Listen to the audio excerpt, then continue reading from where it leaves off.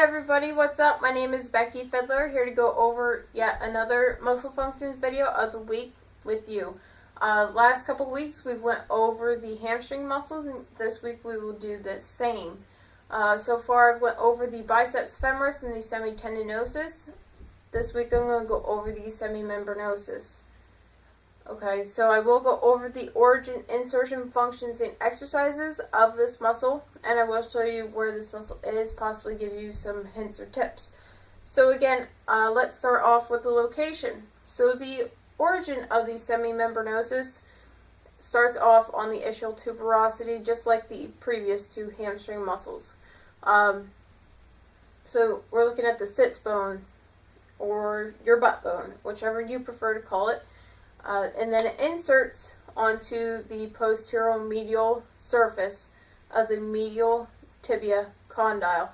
The condyle being the knuckle part or part of your knee joint. So we're looking at the side of that condyle. Okay.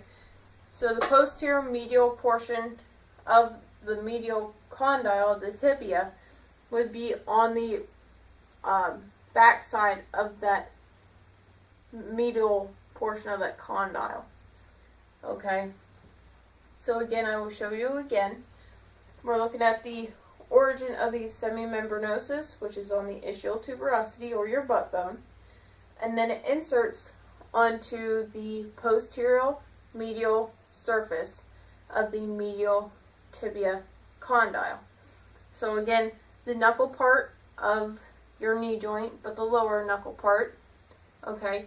Now we're looking at the medial side, so we're looking at the inside, the posterior medial portion or the surface.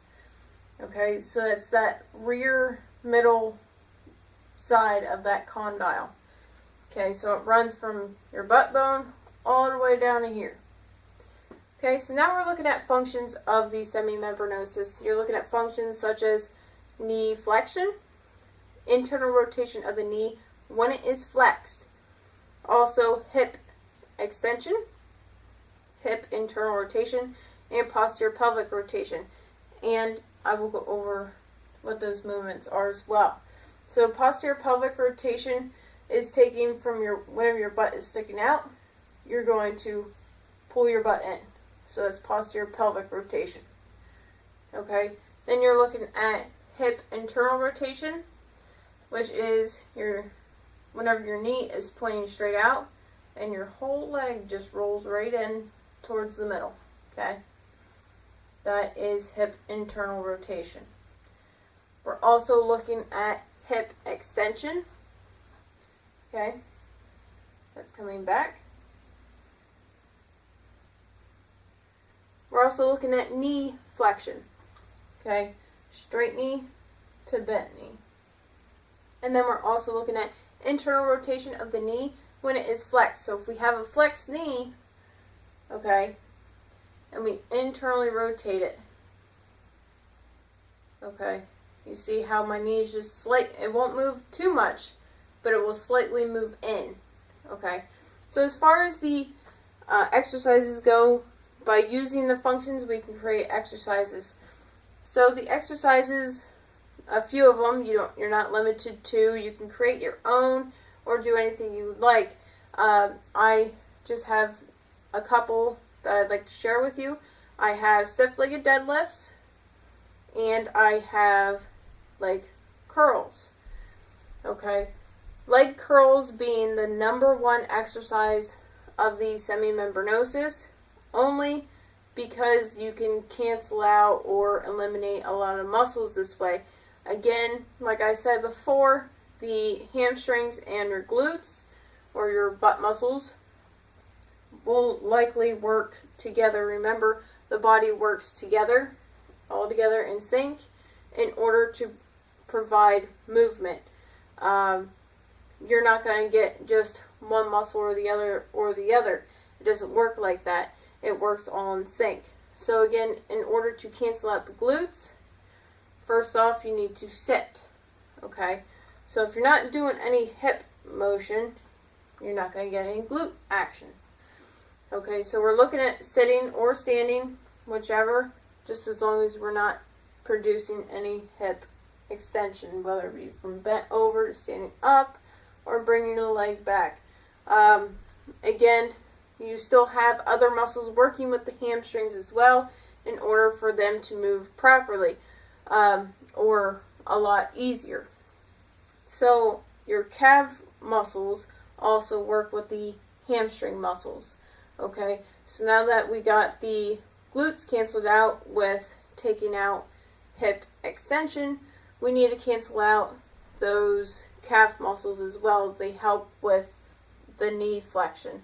So to cancel out those calves, we need to concentrate the calves on something else. They also help with pointing or plantar flexion of the feet. So if your toes are pointed up, you want to point them down. Okay, so for a leg curl, you want to cancel out as many muscles as possible. So you're looking at no hip extension for 1, and then you're looking at pointing your toes for 2 for the leg curls.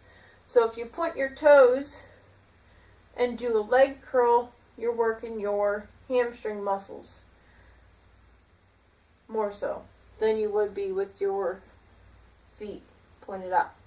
Okay, so you will probably, if you're used to doing hamstring curls or leg curls, you will probably have to back down the weight, because you'll realize that it's a lot harder with the toes pointed. I do see a lot of people where they'll go to do with the toes pointed, but because they can't do the weight that they're normally used to, they just go ahead and dorsiflex their toes, and they go back to doing what they're doing, and they don't see as quick as results as what they'd like.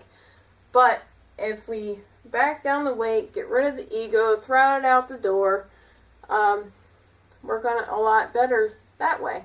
So again, the best exercise I found to work for the hamstring muscle, or particularly this one, would be the leg curls. So you can do them standing, sitting, lying, whichever you prefer. Please make sure that you do them properly though. You don't want to be doing any hip extension to activate any glute action, and you want to plantar flex your toes or point your toes, and then you want to do the knee flexion or the leg curl, and that will solely work, or more so solely work, the hamstring muscle, the semimembranosus. So again, I hope you learned something. If you haven't, I apologize, but I believe that you learned something, or at least something that you can try in your next training session. So again, please pass it along if you like it. Hit the like button, share, subscribe to my page, and keep training hard. Thanks everybody for listening. Bye.